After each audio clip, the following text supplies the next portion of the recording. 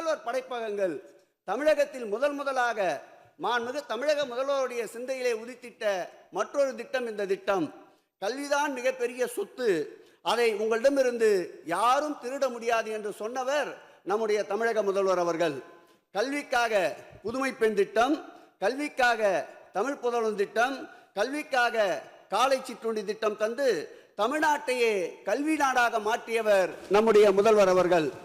மாண்புமிகு பேரவைத் தலைவர் அவர்களே, வசதியற்ற மாணவர்கள் வசதியாய் படிக்கவும், வாய்ப்பற்றவர்களுக்கு வாய்ப்புகள் கிடைக்கவும் முதல்வரின் சிந்தனையில் உதித்த இந்த மகத்தான திட்டத்தின் பெயர்தான் முதல்வர் படைப்பகம்.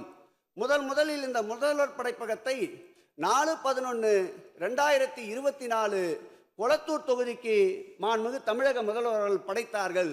இந்த படைப்பகத்தின் வாயிலாக இன்றைய தினம் வரை அந்த படைப்பகத்தை பயன்படுத்திய மாணவ செல்வங்களுடைய எண்ணிக்கை 30,000 என்பதை இந்த நேரத்தில் நான் பதிவு செய்ய கடமைப்பட்டிருக்கின்றேன். மாண்புமிகு பேரவைத் தலைவர் அவர்களே, எல்லோருக்கும் எல்லாம் என்ற முதல்வர், அந்த முதல்வர் கொளத்தூரோடு இந்த பணி நிற்கக்கூடாது என்பதற்காக மேலும் 15 படைப்பகங்களை படைப்பதற்கு உத்தரவிட்டு இந்த அறிவிப்பிலே அதை அறிவிக்க இருக்கிறோம் என்ற மகிழ்ச்சியையும் உங்களோடு பகிர்ந்து கொள்ளுகிறோம். நமது முதல்வர் படைப்பகங்கள் தமிழக வரலாற்றில் என்றும் நிலைத்து நிற்கும். மாண்புமிகு பேரவைத் தலைவர் அவர்களே, பள்ளிக்கூடங்கள் தேசத்தின் எதிர்காலம் வகுப்பறையில்தான் உருவாகிறது என்றார்கள் பெரியவர்கள். தேசத்தின் எதிர்காலம் வகுப்பறையில்தான் உருவாகிறது என்றார்கள் பெரியவர்கள். மாண்புமிகு முதல்வரின் நல்லாட்சியில் சென்னை பெருநகர பகுதிகளில் 18 பள்ளிகளில் கட்டமைப்பு வசதிகள் மேம்படுத்தப்பட்டு வருகின்றன. அதில் நம்முடைய அண்ணன் மாதாவரம் சுதர்சனம் அவருடைய கோரிக்கையை ஏற்று அவருடைய பகுதிக்கு புழலுக்கு சென்றோம். அங்கே ஒரு பள்ளிக்கூட கட்டிடத்தை காட்டினார். பெரியவர் பக்தவச்சலம் அவர்கள் காலத்தில் கட்டப்பட்டிருந்த பள்ளிக்கூடம் அது.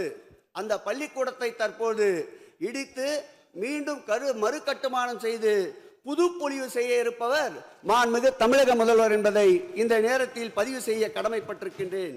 இதுபோல் 50 ஆண்டுகளுக்கு மேற்பட்ட பள்ளிகள் இந்த 19இல் 6 பள்ளிகள் அடங்கும் என்பதை இந்த நேரத்தில் பதிவு செய்து இந்த கல்வி பணிகளால் நிச்சயம் மாண்புமிகு முதல்வர் அவர்களை வருங்காலத்தில் கல்வி தந்தை என்று வடசென்னை மக்கள் போற்றுவார்கள் என்பதையும் இந்த நேரத்தில் பதிவு செய்ய கடமைப்பட்டிருக்கின்றேன்.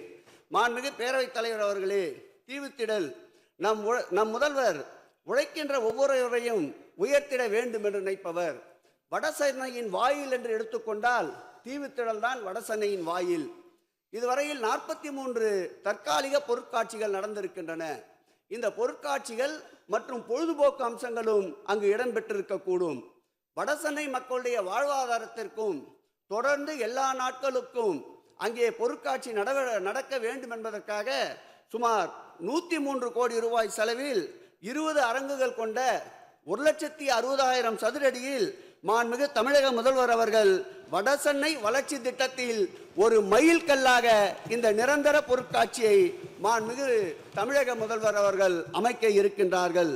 ஆம், இதன் மூலம் தீவுத்திடல் தொழில் முனைவோரின் சிரமங்களுக்கு தீர்வுத்திடலாக அமையும் என்பதை இந்த நேரத்தில் நான் பதிவு செய்ய கடமைப்பட்டிருக்கின்றேன்.